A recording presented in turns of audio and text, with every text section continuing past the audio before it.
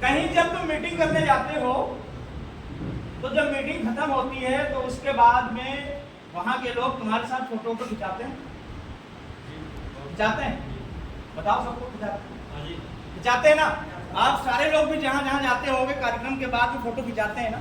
जैसे मैं यहाँ आया हूँ तो सारे लोग अभी मेरे साथ भी खूब खिंचाए फोटो। अब आपको जो बात मैं बता रहा हूँ उस बात को आप समझना। हमारे मोबाइल में हम अब किसकी फोटो रखते हैं अपनी, किसके साथ?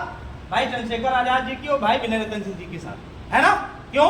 क्योंकि वो हमारे हीरो हैं, हमारे आइडियल हैं, ठीक है? हम उनको मानते हैं इसलिए। अब आप जब वापस कभी जाना ना मेरे भाई, जहाँ जिस गांव में आपने मीटिंग की होगी, तो उन लड़कों को वापस बुलाना जिन लोगों के साथ आपने पहले मीटिंग की। तो आप पाओगे कि उनकी फेसबुक पे, उनकी डीपी पे तुम्हारे साथ उनकी फोटो लगी। गलत है सही?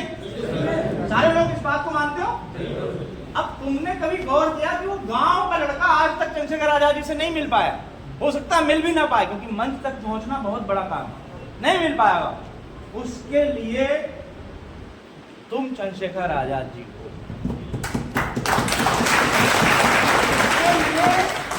उसके लिए तुम हीरो हो। वो तुम्हें हीरो मान रहा है। गांव में अगर कोई उसे धमकी देता है तो तुम्हारा फोटो दिखाएगा वो। देख लो अभी भैया को फोन लगाए, है कि नहीं? हाँ। तुमने कभी देखी होगी कोई दरोगा अगर गाड़ी किसी की रोक लेता है चेकिंग के दौरान तो वो तुम्हें फोन करता होगा, विधानसभा अध्यक्ष, ब्लॉक अध्यक्ष होगी, भैया हमारी गाड़ी रोकी। तो तुम बात करते होगे फिर अधिकारी से, अरे छोड़ दो भैया हमारा कार्यकर्ता है। तुम्हें इस उम्मीद में वो फोन लगा रहा है क्योंकि उसे मालूम है कि हमारी गाड़ी छूट जाएगी। मैं क्या कहना चाह रहा हूं आप समझ पा रहे हो? You are a real hero. तुम हीरो हो अपने उन लोगों के नजरों में जिनके लिए तुम काम करते हो, लेकिन समस्या ये है कि तुम उस बात को फील नहीं कर पा रहे। जब मैं जाता हूं कहीं और 100 लोग 50 लोग मेरे साथ फोटो खिंचाते हैं तो मुझे ऐसा फील होता है कि मेरी जिम्मेदारी और ज्यादा बढ़ गई। क्यों? क्योंकि ये लोग मुझे कुछ मान रहे हैं तभी तो फोटो खिंचाएंगे, नहीं खिंचाएंगे ना। मैं एक बार लखनऊ में भाई के साथ ताज होटल में रुका और एक पार्टी के पदाधिकारी हमारे साथ थे। तो हम दोनों जब गेट के बाहर निकले तो एक हीरो है विद्युत जामवाल, नाम सुना होगा, तो वो वहीं पर खड़ा हुआ था और काफी लड़के लड़की सब उसके साथ फोटो खिंचा रहे थे। तो मुझसे वो साथ वाले बोले आओ हम तुम खिंचा लेते हैं। हमने कहा यार इससे बड़ा हीरो हमारे कमरे में लेटा हुआ क्यों? क्योंकि हम उसे अपना आइडियल नहीं मान रहे तो हम फोटो नहीं खिंचाए।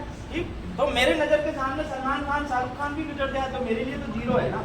ठीक, अगर आप किसी के साथ फोटो खिंचाते हो इसका मतलब आपकी सोच कहीं ना कहीं उस व्यक्ति की सोच के साथ मिलती है। ठीक है, तो आप उन व्यक्तियों के लिए जो आपको अपना आइडियल मान रहे हैं उनके लिए क्या करोगे?